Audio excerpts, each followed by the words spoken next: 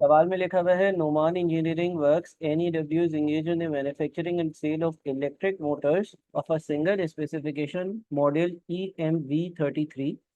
The production process of EMV33 involves two departments A and B. Relevant details are as follows. अच्छा, यहाँ पर ये जरा बता दूं कि ये स्प्रिंग 2024 का क्वेश्चन नंबर 4 है जो हम सॉल्व कर रहे हैं, जिसका नाम नोमान इंजीनियरिंग वर्क्स है। और इसमें आपके पास डिसीजन मेकिंग का जो टॉपिक है उसकी टेस्टिंग हो रही है। ठीक है जी। अच्छा जी, सवाल फर्दर क्या कहता है? मुझे 1 मिनट दीजिएगा ज़रा। ठीक है। अच्छा, सवाल फर्दर हमारे से कहता है कि अभी कंपनी EMV33 बना रही है और उसके बारे में आपको इन्फॉर्मेशन दी हुई है। डिपार्टमेंट है और डिपार्टमेंट बी के मशीन आवर्स और लेबर आवर्स दिए हुए जितने अवेलेबल हैं ऑन अ मंथली बेसिस, यानी कि 30 दिन के। और आवर्स रिक्वायर्ड पर यूनिट दिए हुए कि यानी कि EMV33 के यूनिट्स बनाने के लिए कितने घंटे मशीन आवर्स के लगते हैं, लेबर आवर्स के लगते हैं डिपार्टमेंट ए में और बी में। फिर प्रॉफिट डिटेल्स ऑफ EMV33 वो प्रोडक्ट है जो अभी हम बनाकर बेच रहे हैं। उसकी सेल्स प्राइस क्या होती है, उसकी कॉस्ट ऑफ प्रोडक्शन क्या होती है, कितना मटेरियल लगता है, कितने लेबर जो है उसकी कॉस्ट है, कितने फिक्स्ड ओवरहेड्स हैं, कितने वेरिएबल ओवरहेड्स हैं, कितनी टोटल कॉस्ट है और कितना प्रॉफिट है। NEW has recently been approached by a customer interested in purchasing 990 units of a special type of motor model LTM78, offering rupees 105,000 for each unit.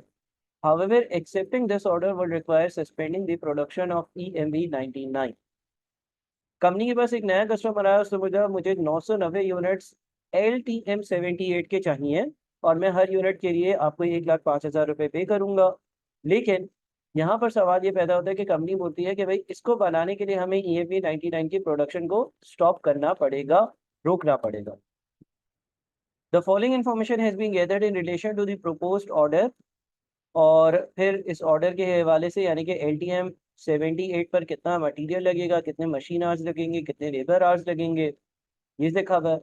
Number 2 में लिखा हुआ है setup time required to prepare for production of LTM78 is 3 days and another 2 days will be required to revert back to the production of EMV33. Labor is not allowed to work overtime. Further, the labor of each department is specifically trained for tasks within that department and cannot be used in other departments. यानी कि ऐसा है कि A का जो labour है वो B में और B का लेबर जो है वो A में काम नहीं कर सकता। Idle labor is paid at 85% of the normal wage rate. अगर लेबर फारिग बैठा हुआ होता है तो जो वेज रेट है उसका 85% मैं उसको पे करता हूँ। Idle labor hours related to EMV33 have already been included in fixed overheads. और अभी EMV33 बन रहा है तो लेबर जितने घंटे के लिए भी आइडल बनता है, बैठता है, उसकी जो कॉस्ट बनती है वो ऑलरेडी ऊपर इंक्लूडेड है। सवाल ये कहता है डिटरमाइन वेदर न्यू यानी कि Noman engineering work should accept the order for supply of LTM78। क्या हमें LTM78 बनाना चाहिए या LTM78 नहीं बनाना चाहिए? अब देखें, ये डिसीजन मेकिंग का सवाल है तो आपने हाजिर दिमागी से सारी चीज़ें सोचनी होती हैं। अगर हम LTM78 बनाएंगे, अगर हम LTM78 की तरफ जाते हैं तो हमें मिलेगा क्या? सर, हम जो है ना LTM78 के 990 यूनिट्स बेच सकेंगे और उससे उसका सेल्स रेवेन्यू आएगा। अच्छा, हमारे पास से जाएगा क्या? सर, एक चीज़ जो जाएगी वो ये है कि इसको बनाने के लिए जितनी भी कॉस्ट है, इंक्रीमेंटल कॉस्ट है या वेरिएबल कॉस्ट है या एक्स्ट्रा कॉस्ट है, वो सारी कॉस्ट लग रही होंगी जिससे LTM78 तैयार हो रहा होगा। तो हमें ये देखना होगा कि हमें रेवेन्यू से कितना फ़ायदा आया, हमें रेवेन्यू से कितना फ़ायदा आया यानी कि इसको बेचकर रेवेन्यू जो है उससे हमें कितना पॉजिटिव बेनिफिट मिला, उससे हमें कितना फ़ायदा हुआ। और वेरिएबल कॉस्ट इंक्रीज होने की वजह से क्योंकि LTM78 मैंने बनाया तो कितना नेगेटिव यानी कि कैश का आउटफ्लो हुआ या कितना पैसा मेरे पास जा रहा होगा। क्या इसके अलावा और कोई इम्पैक्ट है? बिल्कुल। इस सवाल में एक और चीज़ है, इस सवाल में सिर्फ एक प्रोडक्ट की बात नहीं हो रही है, बल्कि उसने मेंशन किया था कि जब तुम LTM78 बनाओगे तो उसकी वजह से फिर तुम EMV33 नहीं बना सकोगे। तुम्हें EMV33 की प्रोडक्शन को पॉज करना पड़ेगा, रोकना पड़ेगा, उसकी यूनिट्स की मैन्युफैक्चरिंग नहीं हो पाएगी और वहां से जो कमा पा रहे हो वो नहीं कमा पाओगे। तो एक और इम्पैक्ट क्या है? Lost contribution from the product that we are producing right now. तो आपको अपना जो फैसला लेना है वो ये देखना है कि LTM 78 से आने वाला जो सेल्स रेवेन्यू है उससे आने वाला फायदा माइनस जो वेरिएबल कॉस्ट लगेगी और जो हमारा जिस यूनिट की हम प्रोडक्शन को बंद करेंगे उस पर जो कॉस्ट लगेगी, वो इन दोनों में से क्या ज्यादा है या क्या कम है ये आपको देखना होगा। ठीक है जी। तो ये इस सवाल की बिल्कुल बेसिक सी थीम है। अच्छा, अब हमें क्या करना पड़ेगा? अब हमें ये देखना पड़ेगा कि भाई अभी मौजूदा हालात में ये जो 30 दिन का आपको डेटा दिया हुआ है, अवेलेबल मंथली आवर्स 30 डेज, और डिपार्टमेंट बी के टोटल आवर्स दिए हुए हैं, और आवर्स रिक्वायर्ड पर यूनिट दिए हुए हैं डिपार्टमेंट ए के भी, मशीन के, और डिपार्टमेंट बी के भी मशीन के, और डिपार्टमेंट ए के भी लेबर के, और डिपार्टमेंट बी के भी लेबर के। तो हमें पहले तो ये देखना होगा कि हमारी अभी हम EMV 33 की कितनी प्रोडक्शन करते हैं 30 दिनों में, कितनी प्रोडक्शन करते हैं, कितने यूनिट्स बनाते हैं। अच्छा, यहाँ पर ये बात याद रहे कि जब हम EMV 33 का कोई भी यूनिट बनाएंगे, अगर मैं एक यूनिट की बात करूं, EMV 33 के एक यूनिट की बात करूं, तो उसको डिपार्टमेंट ए में कुछ मशीन आवर्स चाहिए होंगे, उसको डिपार्टमेंट ए में कुछ लेबर आवर्स चाहिए होंगे, उसको डिपार्टमेंट बी में कुछ मशीन आवर्स चाहिए होंगे, उसको डिपार्टमेंट बी में कुछ लेबर आवर्स चाहिए होंगे, फिर जाकर वो तैयार होगा।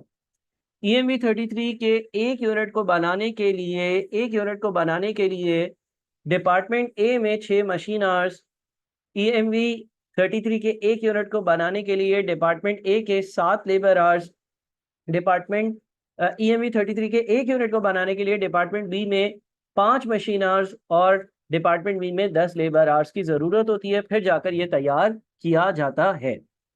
अच्छा, ये तो हमारे पास रिक्वायर्ड आवर्स हैं, यानी कि मुझे कितने घंटों की ज़रूरत है एक यूनिट बनाने के लिए। ठीक है जी, रिक्वायर्ड आवर्स हैं एक यूनिट बनाने के लिए।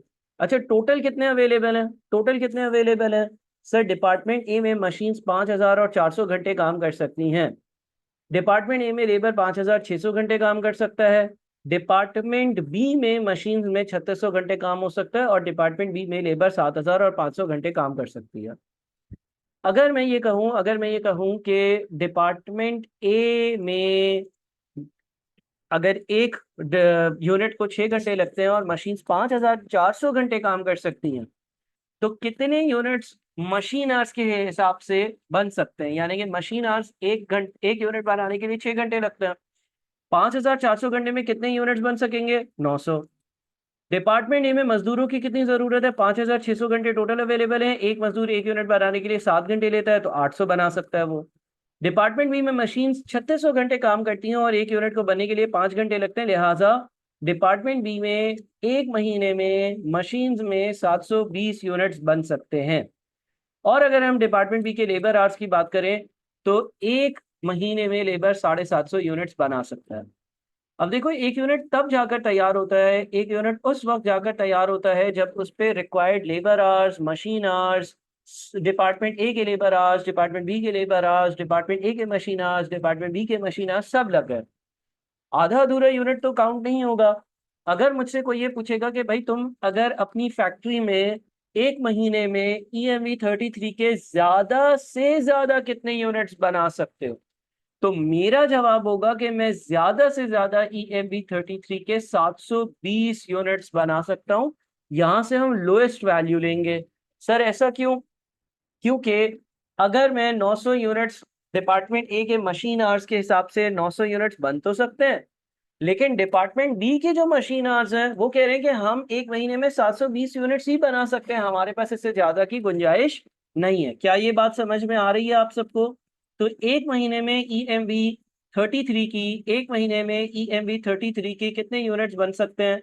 एक महीने में एट मैक्सिमम EMV 33 के 720 यूनिट्स बन सकते हैं। ये लिमिटिंग फैक्टर वाला कॉन्सेप्ट है कि कभी कभार कोई रिसोर्स जो है वो लिमिटेड होती है और उसकी वजह से जो है वो कंप्लीट प्रोडक्शंस नहीं हो पाती। ठीक है जी। अच्छा, अब दूसरी तरफ हम आते हैं। चले, हमने ये तो कुछ वर्किंग कर ली EMV 33 के यूनिट्स जो 30 दिन में हम बना सकते हैं, उस पर इसकी आगे अभी अभी आपको ज़रूरत पड़ेगी। लेकिन इसी तरह की सिमिलर वर्किंग हम LTM 78 के हवाले से कर लेते हैं। अगर हम LTM 78 की बात करते हैं, अगर हम LTM 78 की बात करते हैं ना, तो मुझे इसके आवर्स पर यूनिट मालूम है। आवर्स पर यूनिट मालूम होने का मतलब ये कि मुझे ये पता है कि एक यूनिट बनाने के लिए LTM 78 का कितने घंटों की मुझे जरूरत है। ठीक है जी। और आवर्स पर यूनिट जिस तरह से आपके पास ऊपर रिक्वायर्ड आवर्स है, वही एक ही चीज है, मैं इसको भी रिक्वायर्ड आवर्स से आवर्स पर यूनिट कर देता हूँ। देखिए हमें यहाँ पर कुछ डिटेल दी हुई थी बुलेट नंबर 1 में, details relating to each unit of LTM 78। LTM 78 के एक यूनिट को मशीन्स के 10 घंटे डिपार्टमेंट ए के, लेबर के 8 घंटे डिपार्टमेंट ए के, मशीन्स के 6 घंटे डिपार्टमेंट बी के, और लेबर के 12 घंटे डिपार्टमेंट बी के, ये हमें हमारी ज़रूरत है। इतने घंटे हमें चाहिए अगर मुझे LTM की जो है वो प्रोडक्शन करनी है। ठीक है जी, क्या ये बात समझ में आ रही है? अच्छा, अब जैसे मैंने ऊपर वर्किंग करी है ऐसे ही मैं ये भी देख लेता हूँ कि एक महीने में मैं कितने यूनिट्स, अगर मैं अपने सारे वर्कर्स को बोलूँ भाई EV33 छोड़ दो और तुम लोग सब मिलकर जो है वो LTM 78 बनाओ, तो एक महीने में कितने यूनिट्स ये लोग बना सकेंगे? 5400 डिवाइडेड बाई 10 करते हैं, उसके बाद फिर इसी तरह से 5600 डिवाइडेड बाई 8 करते हैं, 3600 डिवाइडेड बाई 6 करते हैं, 7500 डिवाइडेड बाई 12 करते हैं, तो लोएस्ट क्या आता है? लोएस्ट आता है आपके पास 540। यानी कि अगर मैं अपने सारे वर्कर्स को पूरा महीना ये कह दूं कि आपने LTM 78 बनाना है, तो एक महीने में वो 540 यूनिट्स बना पाएंगे, उससे ज़्यादा यूनिट्स नहीं बना पाएंगे। अब मसला ये आता है कि भाई मुझे तो 990 यूनिट्स बनाने हैं। मुझे तो कितने यूनिट्स बनाने हैं? 990 यूनिट्स बनाने हैं। ठीक है, मुझे 990 यूनिट्स बनाने हैं। ये 540 यूनिट्स कितने दिनों में बन सकते हैं? 540 यूनिट कितने दिनों में बन सकते हैं? 30 डेज में कितने यूनिट्स बन सकते हैं? 30 डेज में कितने यूनिट्स बन सकते हैं? 540। तो अगर मैं एक वर्किंग कर लूं, मैं ये मालूम कर लूं पर डे कितनी प्रोडक्शन हो सकती है, एक दिन में कितने यूनिट्स बन सकते हैं, तो मैं बोलूंगा सर 540 यूनिट्स अगर 30 दिन में बन रहे हैं, अगर 540 यूनिट्स 30 दिन में बन रहे हैं, अगर 540 यूनिट्स 30 डेज में प्रोड्यूस हो रहे हैं, तो एक दिन में 18 यूनिट्स बनते होंगे। अब मुझे जो टोटल प्रोडक्शन करनी है, total production as per order, वो कितनी है? Total production as per order जो है ना सर, वो 990 यूनिट्स है। तो आपके डेज रिक्वायर्ड फॉर प्रोडक्शन कितने दिन चाहिए होंगे? 990 को आप डिवाइड कर दो 18 से, 55 दिन लगेंगे। 55 दिन अगर मेरे मजदूर 55 डेज के लिए अगर मेरे मजदूर EMV33 की प्रोडक्शन बंद कर दें और वो चले जाएं LTM 78 की प्रोडक्शन में, तो 55 डेज में वो प्रोडक्शन कर लेंगे। और 55 डेज तक मैं मजदूरों को बोलूंगा EMV33 ना बनाओ, EMV33 की प्रोडक्शन ना करो। एक और बात जो सवाल में लिखी हुई है बुलेट नंबर 2 में, वो लिखी हुई है the setup time required to prepare for production of LTM 78 is 3 days. यानी कि 3 दिन जो है वो फैक्ट्री में कुछ सेटअप वेटअप करना पड़ेगा, उसके बाद ये कारोबार शुरू होगा। 3 दिन आपको फैक्ट्री में चीजों का सेटअप करने में लग जाएंगे। तो अगर मैं यहाँ पे लिखता हूँ सेटअप टाइम, तो सेटअप टाइम कितना है? 3 डेज है। 3 दिन चीजों को सेटअप करने में लग जाएंगे। और उसके बाद another 2 days will be required to revert back to the production of EMV33। यानी कि जब तुम LTM 78 की प्रोडक्शन को बंद करोगे और दोबारा से EMV33 की तरफ जाओगे, तो तुम्हें दोबारा से 2 दिन लगेंगे टू रिवर्ट बैक। तो रिवर्ट बैक का भी एक टाइम है 20 डेज। इसका मतलब टोटल टोटल कितने डेज के लिए मैं EMV33 की प्रोडक्शन नहीं कर सकूंगा? अगर मुझसे कोई ये पूछ ले कि टोटल कितने दिनों के लिए EMV33 की प्रोडक्शन नहीं हो सकेगी, तो मेरा जवाब होगा कि 60 डेज के लिए प्रोडक्शन नहीं हो सकेगी। 60 डेज के लिए मुझे क्या करना पड़ेगा? मुझे EMV33 की प्रोडक्शन को स्टॉप करना पड़ेगा। EMV33 मैं प्रोड्यूस नहीं कर सकूंगा, इसलिए क्योंकि 60 डेज के लिए मैं प्रोड्यूस कर रहा हूँ LTM 78, जिसमें ये टाइम लगेगा। क्या यहाँ तक आप लोगों को ये सारी बात समझ में आती है? काइंडली मुझे कंफर्म कर दीजिएगा। ये हमारी एक वर्किंग हो गई जिसके तहत हमने ये देख लिया कि कितने दिनों तक मुझे EMV33 की प्रोडक्शन को रोकना पड़ेगा। अच्छा, अब 60 डेज का मतलब कितने महीने हो गए? 2 महीने हो गए। अब हम एक वर्किंग कर लेते हैं कंट्रीब्यूशन फॉरगॉन की। कंट्रीब्यूशन फॉरगॉन यानी कि जो कंट्रीब्यूशन मैं नहीं कमा पाऊंगा, जो कंट्रीब्यूशन मैं नहीं कमा पाऊंगा, due to what? Due to non contribution foregone लिख देते हैं contribution foregone from EMV 33 units. EMV 33 के मैं यूनिट्स नहीं बना पाऊंगा और उसकी वजह से मुझे कितनी कंट्रीब्यूशन का नुकसान होगा, यानी कि जो पैसे मैं कमा सकता था और नहीं कमा पाऊंगा वो कितने हैं। बताओ कितने महीनों तक मैं प्रोडक्शन नहीं कर पाऊंगा, कितने महीनों तक प्रोडक्शन नहीं कर पाऊंगा EMV 33 की? 2 महीने, 60 डेज है ना, तो 2 महीने में। अच्छा, एक महीने में EMV 33 के 720 यूनिट्स बनते हैं। एक महीने में EMV के 720 यूनिट्स बनते हैं। सो यूनिट्स फॉर 2 मंथ्स, 2 महीने की जो आप प्रोडक्शन नहीं कर पाओगे वो कितनी होगी? 720 इंटू 2, यानी कि आप 1440 यूनिट्स नहीं बना पाओगे। आप 1440 यूनिट्स नहीं बना पाओगे 2 महीने के लिए। आपकी फैक्ट्री EMV 33 नहीं बना रही होगी। जब वो EMV 33 नहीं बना रही होगी तो उसकी प्रोडक्शन नहीं हो रही होगी। एक महीने के 720 यूनिट्स है तो 2 महीने के 1440 यूनिट्स है जो नहीं बन पाएंगे। अच्छा, कंट्रीब्यूशन पर यूनिट कितनी है? कंट्रीब्यूशन पर यूनिट कितनी है? देखो, कंट्रीब्यूशन पर यूनिट के लिए आप ये कर सकते हो कि आपको यहाँ पर सवाल में 29,400 का दिया है प्रॉफिट, और इसमें एक फिक्स कॉस्ट माइनस हुई भी है, वो है 1500 रुपए की। तो अगर मैं उसको ऐड बैक कर लेता हूँ तो अल्लाह भला करे, ये 29,400 प्लस 1500, ये बन जाता है आपका 30,900, 30,900 रुपये बन जाता है। ठीक है जी, 30,900 रुपये ये बन जाता है। 30,900 रुपये कंट्रीब्यूशन पर यूनिट आपकी लॉस्ट होगी। तो टोटल कंट्रीब्यूशन लॉस्ट कितनी हो गई भाई? टोटल कंट्रीब्यूशन लॉस्ट हो गई आपके 1440 यूनिट्स नहीं बन पाएंगे। हर यूनिट से 30,900 रुपये की कंट्रीब्यूशन जो जनरेट होती है वो नहीं हो पाएगी, यानी कि 44.496 मिलियन रुपीस की कंट्रीब्यूशन का आपको लॉस होगा। ये कंट्रीब्यूशन आपकी फॉरगॉन है। ये वो कंट्रीब्यूशन है जो आप नहीं कमा पा रहे हो। ये कंट्रीब्यूशन इसलिए गई है, अभी तो कमा रहे थे लेकिन क्योंकि मैं LTM की प्रोडक्शन पर जाऊंगा तो मैं प्रोडक्शन नहीं कर पाऊंगा EMV 33 की, और मुझे इतनी कंट्रीब्यूशन का नुकसान होगा।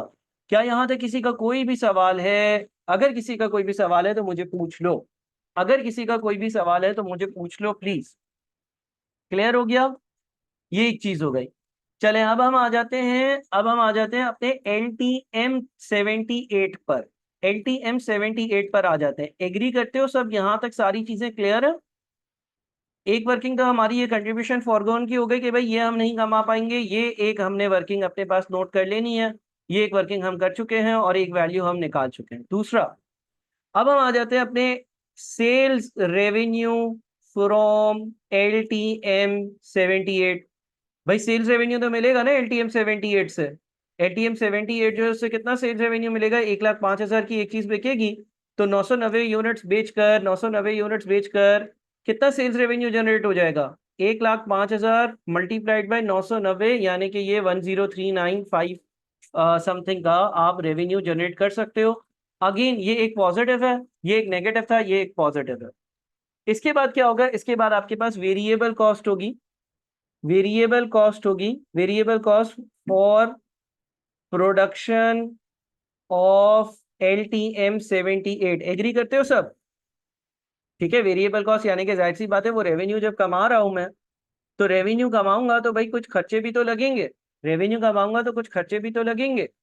अब खर्चों में क्या खर्चा होगा भाई? मटेरियल का खर्चा होगा, कॉस्ट ऑफ मटेरियल। ठीक है ना, मटेरियल। अच्छा, मटेरियल डिपार्टमेंट ए में भी लगता है, बी में भी लगता है। ए में 20,000 का मटेरियल लगता है, बी में 10,000 रुपए का मटेरियल लगता है। दोनों को ऐड किया और मल्टीप्लाई कर दिया 990 से। ठीक है जी, तो मटेरियल का जो खर्चा लगेगा मेरा वो लगेगा, आप कह लो कि 30,000 मल्टीप्लाइड बाय 990। क्या ये बात एग्री करते हो? आप लोगों का मटेरियल का खर्चा लग रहा होगा, क्या ये बात एग्री करते हो प्यारे बच्चों? जल्दी से मुझे बता दो। मटेरियल दो तरह के लग रहे हैं, एक डिपार्टमेंट ए में लग रहा है, एक डिपार्टमेंट बी में लग रहा है। टोटल 30,000 रुपए का लग रहा है, और वो 30,000 रुपए को 990 से मल्टीप्लाई कर दिया। इसके बाद दूसरे जो खर्चा लगेगा वो लेबर का खर्चा लगेगा। अच्छा जी, लेबर की कॉस्ट कैसे आ सकती है भाई? लेबर की कॉस्ट देख लेते हैं। लेबर कहाँ का लग रहा है भाई? आपका डिपार्टमेंट ए में भी लग रहा है और बी में भी लग रहा है। अच्छा, ए के लेबर की कैसे वर्किंग करें भाई? ए के लेबर की आप ऐसे वर्किंग कर सकते हो कि देखो, लेबर डिपार्टमेंट ए का अभी जो एक यूनिट EMV 33 का बन रहा था, एक यूनिट EMV 33 का जो अभी बन रहा था उस पर 2,100 रुपए का डिपार्टमेंट ए में लेबर लग रहा था, और एक यूनिट पर लेबर काम कर रहा था 7 घंटे। तो इसका मतलब ये हो गया कि 2,100 डिवाइडेड बाई 7 से लेबर का पारा रेट आ जाएगा। 2,100 डिवाइडेड बाई 7 से लेबर का पारा रेट आ जाएगा। 8 से मल्टीप्लाई करते हैं डिपार्टमेंट ए में 1 यूनिट पर 8 घंटे और 990 यूनिट से मल्टीप्लाई कर देते हैं, तो आपका जो लेबर का खर्चा आ रहा है वो 2100 डिवाइडेड बाय 7, ये आर्ली रेट आ गया, मल्टीप्लाई बाय 8 ये 1 यूनिट की कॉस्ट आ गई, मल्टीप्लाई बाय 990 ये टोटल सारे यूनिट्स की कॉस्ट आ जाती है। इसी तरह से डिपार्टमेंट बी की वर्किंग करते हैं। EMV 33 के 1 यूनिट पर 3200 रुपए का डिपार्टमेंट बी में लेबर लग रहा था, और EMV 33 के डिपार्टमेंट बी में लेबर आज थे 10, तो 3200 को हमने डिवाइड कर दिया 10 से, ये आर्ली रेट आ गया। अच्छा, डिपार्टमेंट बी में अगर हम LTM की बात करते हैं तो लेबर को 12 घंटे चाहिए, और 990 यूनिट्स के जो भी घंटे बनेंगे वो यहाँ पर हमें लिखने होंगे, तो 3200 divided by 10 multiply by 8 multiply by 990, ये हमारे पास लेबर की एक और कॉस्ट आ गई। फिर हमारे पास वेरिएबल ओवरहेड्स की कॉस्ट है। फिर हमारे पास वेरिएबल ओवरहेड्स की कॉस्ट है। अच्छा, वेरिएबल ओवरहेड्स की कॉस्ट भी दो डिपार्टमेंट्स की है, ए की भी है और बी की भी है। ए की कैसे आएगी भाई? ए की इस तरह से आ सकती है कि अगर आप वेरिएबल ओवरहेड्स के बारे में पढ़ते हो तो वेरिएबल ओवरहेड्स के बारे में यहाँ पर ब्रैकेट में लिखा हुआ था बेस्ड ऑन मशीन आवर्स। कोई बताएगा क्या करेंगे? अगर बेस्ड ऑन मशीन आवर्स लिखा हुआ है तो हम क्या करेंगे? 1800 को किससे डिवाइड करेंगे? 1800 डिपार्टमेंट ए के वेरिएबल ओवरहेड्स की कॉस्ट है, इसको डिपार्टमेंट ए के मशीन आवर्स यानी कि 6 से डिवाइड करेंगे। 1800 को जब 6 से डिवाइड करेंगे तो आली रेट आ जाएगा, 1800 डिवाइडेड बाय 6 से आली रेट आ जाएगा। LTM 78 बनाने के लिए वेरिएबल ओवरहेड्स जो डिपार्टमेंट ए में लगेंगे, एक यूनिट 10 मशीन आवर्स देगा, और टोटल 990 यूनिट्स हम बना रहे हैं। ठीक है जी। अच्छा सर, मल्टीप्लाई क्या करें भाई? 12 नहीं करेंगे, क्यों करें भाई 12 से मल्टीप्लाई? जरा रीजन बताना मुझे, 12 से बेटा क्यों मल्टीप्लाई करें मुन्ना, बताना जरा। अच्छा, ये यहाँ कह रहे हो, ठीक कह रहे हो, ठीक है, इसको 12 से मल्टीप्लाई कर दिया, ठीक है। अच्छा, फिर क्या करेंगे भाई? ये 1800 divided by 6 multiplied by 10 multiplied by 990, ये आ गया टोटल हमने। इसी तरह से हम बात कर लेते हैं वेरिएबल ओवरहेड्स डिपार्टमेंट बी के। 2000 को डिवाइड करेंगे 5 से, 2000 को डिवाइड कर देंगे 5 से, आली रेट आ जाएगा। उसके बाद फिर हम मल्टीप्लाई कर देंगे 1 यूनिट के 8 से, 1 यूनिट के 6 घंटे हैं और 990 यूनिट्स हैं। ठीक है जी, तो हमने कर दिया ये 2000 divided by 5 multiplied by 6 multiplied by 990, तो हम कंट्रीब्यूशन ही निकाल लेते हैं। कंट्रीब्यूशन जो जनरेट होगी LTM 78 बनाने की वजह से, जिसमें से हम सेल्स रेवेन्यू में से सारी वेरिएबल कॉस्ट को नेट कर लेते हैं, वो 62726400 है। हाँ जी, यहाँ तक किसी को कोई भी मसला है? भाई अगर हम LTM बनाएंगे तो 62726400 की कंट्रीब्यूशन जनरेट होगी, ये एक चीज हो गई, या ये एक इम्पैक्ट हो गया। दूसरा इम्पैक्ट ये हो गया, दूसरा इम्पैक्ट ये हो गया आपके पास कि आप जो है वो एक कंट्रीब्यूशन फॉरगॉन कर रहे होगे। क्या इसके अलावा और कोई ऐसी बात है? क्या इसके अलावा और कोई ऐसी बात है जो हमें देखनी पड़े? हाँ जी, क्या इसके अलावा और कोई ऐसी बात है? एक बात तो ये हो गई कि ये कंट्रीब्यूशन लॉस्ट होगी, एग्रीड। एक बात ये हो गई कि भाई यहाँ से कंट्रीब्यूशन मिलेगी, एग्रीड। इसके अलावा कोई भी ऐसी बात नजर आती है कि जो LTM 78 की बनाने की वजह से आ रही हो, उसकी वजह से कोई फायदा हो, उसकी वजह से कोई नुकसान हो? देखिए, एक यहाँ पर 4 में क्लॉज दिया हुआ था, idle labour is paid at 85% of the normal wage rate. Idle labour, अगर कोई लेबर फारिग बैठा हुआ होता है तो उसको जो नॉर्मल तनख्वाह मिलती है उसका मैं 8500 पे कर रहा होता हूँ। ठीक है। Idle labour hours related to EMV 33 have already been included in fixed overheads. और अगर EMV 33 बनाते वक्त लेबर जो है वो आइडल बैठा हुआ है, लेबर जो है वो काम नहीं कर रहा है, लेबर जो है वो फारिग बैठा हुआ है, तो उसको मैंने पेमेंट करी है, और उसको मैंने पेमेंट करी है जितने भी आवर्स वो फारिग बैठा हुआ था उसको मल्टीप्लाई कर दिया उसके आर्ली रेट मल्टीप्लाइड बाय 85 से। In other words idle time labour rate जो है डिपार्टमेंट ए और बी का आइडल टाइम का जो लेबर का रेट है वो कितना है भाई? आपके पास नॉर्मल जो रेट है वो 2100 डिवाइडेड बाई 7 है, 2100 डिवाइडेड बाई 7 है, मल्टीप्लाई कर दो इसको 85% से, 255। और डिपार्टमेंट बी के लिए जो आर्ली रेट है लेबर का वो 3200 डिवाइडेड बाई 10 है, 3200 डिवाइडेड बाई 10 है, मल्टीप्लाई कर दो इसको 85% से। कहने का मकसद क्या है? कहने का मकसद ये है कि अगर तो लेबर फारिग होता है, अगर तो लेबर जो है वो काम नहीं कर रहा होता, तो कंपनी लेबर को कंपनसेट करती है, कंपनी लेबर को कंपनसेट करती है। और कंपनी लेबर को नॉर्मल वाले पैसे नहीं देती, 300 और 320 जो बन रहे थे उतने नहीं देती, बल्कि उसका 85% जितना भी बन रहा है ना वो जरूर देती है। अच्छा, अब हमें ये देखना होगा कि क्या इस कॉस्ट में कोई बचत आई है। देखो, इस कॉस्ट में बचत कब आएगी? जब लेबर मजीद फारिग बैठा हुआ हो तो बचत आएगी, या लेबर मजीद काम कर रहा हो तो बचत आएगी। मुझे वापस से बताइएगा कि ये जो लेबर आवर्स के आइडल टाइम की पेमेंट है, ये अभी आप कर रहे हैं, ठीक है, और ये ऊपर के फिक्स कॉस्ट में शामिल है। लेकिन अगर लेबर अब इस नतीजे की वजह से या एलटीएम की प्रोडक्शन की वजह से मजीद ऑक्यूपाई हो जाए, मजीद काम कर रहा हो, तो उसके लिए जो आइडल आवर्स है वो कम हो जाएंगे, हाँ या नहीं? आइडल आवर्स कम हो जाएंगे ना। अगर लेट से पहले लेबर 10 घंटे फारिग बैठा हुआ था और उसको 255 रुपए के हिसाब से मैं पेमेंट कर रहा था, अब लेबर 10 के बजाय 3 घंटे फारिग बैठा हुआ है, तो 7 घंटे कम फारिग बैठा हुआ है, और उस 7 घंटे की 255 रुपए के हिसाब से कम पेमेंट हो रही है कंपैरेटिवली, तो मेरी एक सेविंग क्रिएट हो रही होगी। अब मैं अभी देखता हूं, अभी करंट करंट लेबर आवर्स कितने। करंट लेबर आवर्स का मतलब ये है कि अभी एज ऑफ नाउ 2 महीने में कितने लेबर आवर्स जो है वो EMV33 के लिए लगते हैं। देखिए जी, डिपार्टमेंट ए की बात करें ना तो EMV33 का एक यूनिट 7 घंटे में बनता। डिपार्टमेंट ए की अगर बात करें तो EMV33 का एक यूनिट 7 घंटे में बनता है, और 2 महीनों में, क्योंकि हम 2 महीनों की वर्किंग कर रहे हैं, 2 महीनों में 1440 यूनिट्स बनेंगे। तो अभी अभी अभी अभी अभी लेबर कितने घंटे काम कर रहा होता था? अभी लेबर कितने घंटे काम कर रहा होता था? अभी लेबर काम कर रहा होता था 10,080 घंटे। अभी जो लेबर है वो 10,080 घंटे काम कर रहा था, हाँ या नहीं? ये बात समझो, मैं डिपार्टमेंट ए की वर्किंग कर रहा हूँ। डिपार्टमेंट ए में लेबर अभी 10,080 घंटे काम कर रहा था फॉर दी प्रोडक्शन, 2 महीने की, 2 महीनों की प्रोडक्शन के लिए।